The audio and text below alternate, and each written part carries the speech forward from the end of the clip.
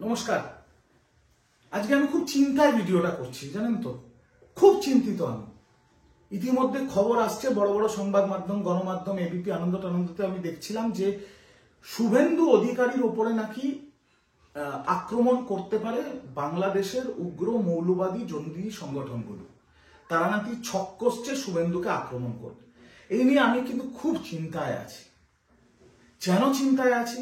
কারণ এরা যদি কোনো মতে এদের এই পরিকল্পনায় সফল হয়ে যায় বা সফল না হলেও কোনোভাবে তাকে আঘাত করতে পারে, তাহলে এই শীতকালের আমেজে এই রোজ সন্ধ্যেবেলার শুভেন্দু অধিকারী কেন্দ্রিক যে সার্কাস বা যে বিনোদন, সেটা তো আমাদের বন্ধ হয়ে যাবে। আমি খুব চিন্তিত। দ্বিতীয় কথা, jokes apart, on a very serious note, Suvendu Adhikari বাংলার বিরোধী দলনেতা। তার সাথে আমার শত মতবিরোধ থাকতে পারে। তাকে আমি মনে করি সে বেঈমান, সে গদ্দার, সে তোলাবাজ, সে চিটিংবাজ, যাই আমি মনে করি সেটা। কিন্তু যাই হোক না কেন, সে বাংলার নাগরিক, দেশের নাগরিক। On a very serious note, আমি চাই শুভেন্দু অধিকারী 500 বছর জীবিত থাকুক।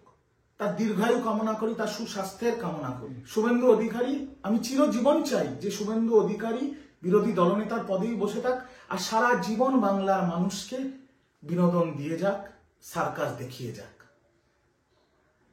আর শুভেন্দু অধিকারীর একটা জিনিস মনে রাখবেন, শুভেন্দু অধিকারীর রক্ষার দায়িত্ব, শুভেন্দু অধিকারীর সুরক্ষার দায়িত্ব কলকাতা পুলিশ বা পশ্চিমবঙ্গ পুলিশের থেকেও বেশি কেন্দ্র সরকারের। তিনি কেন্দ্র সরকারের বিজেপির নেতা, বাংলার বিরোধী দলনেতা। তাকে কেন্দ্র সরকার, অমিত শাহ তাকে জেড ক্যাটাগরি সিকিউরিটি দিয়ে রেখেছে। জেড ক্যাটাগরি সিকিউরিটি মানে কি? মানে যে সিকিউরিটি মমতা বন্দ্যোপাধ্যায় বাংলার মুখ্যমন্ত্রী হয়ে পান, ঠিক একই সিকিউরিটি শুভেন্দু অধিকারীও পান বাংলায় বিরোধী দলনেতা হিসেবে। কে দিয়েছে? অমিত শাহ। তাছাড়াও সিআরপিএফ থাকে, যেটা অমিত শাহ স্বরাষ্ট্র মন্ত্রকের অধীনে।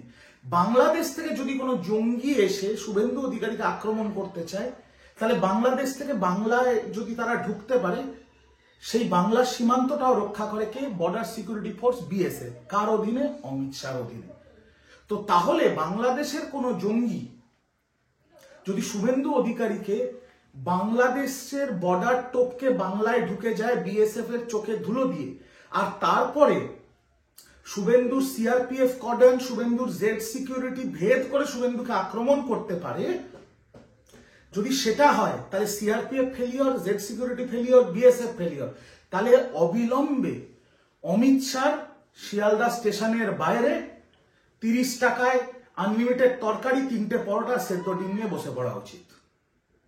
যদি বাংলাদেশের কোনো জঙ্গি সংগঠন, আবার বলছি, বাংলাদেশের যদি কোনো জঙ্গি সংগঠন বাংলাদেশ থেকে বিএসএফ এর চোখে ধুলো দিয়ে বাংলায় ঢুকে শুভেন্দু অধিকারী সিআরপিএফ আর জেড সিকিউরিটি ভেদ করে শুভেন্দু অধিকারীকে আক্রমণ করে, তাহলে অবিলম্বে অমিত শাহ শিয়ালদা স্টেশনের বাইরে 30 টাকা আনলিমিটেড তরকারি, 3টে পরোটা, সেদ্ধ ডিমের ডেচকি নিয়ে বসে পড়া উচিত। পরিষ্কার কথা। তৃণমূল কংগ্রেস বিরোধী দলনেতার সুস্থতা কামনা করে, দীর্ঘায়ু কামনা করে। কারণ আমরা বিরোধী দলনেতার থেকে যে বিনোদন, যে সার্কাস রোজ পাই, এটা আমরা মিস করতে চাই না। আমরা চাই তিনি আজীবন বিরোধী দলনেতার পদেই থাকুক। কিন্তু তার যদি কেশাগ্র স্পর্শ হয় বাংলাদেশের কোনো জঙ্গি দ্বারা, তাহলে অমিত শাহ শিয়ালদা স্টেশনের বাইরে 30 টাকায় আনলিমিটেড তরকারি, 3টে পরোটা, সেদ্ধ ডিম নিয়ে বসে পড়ুন। এটুকুই আজকে আপনাদের সাথে শেয়ার করার ছিল। আবার দেখা হবে আগামীকাল নতুন ভিডিও নিয়ে। ভালো থাকবেন, সুস্থ থাকবেন। দেশনেত্রী, দলনেত্রী মমতা বন্দ্যোপাধ্যায় জিন্দাবাদ। ছাত্র যুবর আইকন আমার লিডার অভিষেক বন্দ্যোপাধ্যায় জিন্দাবাদ। জয় বাংলা, জয় বাংলা, জয় বাংলা।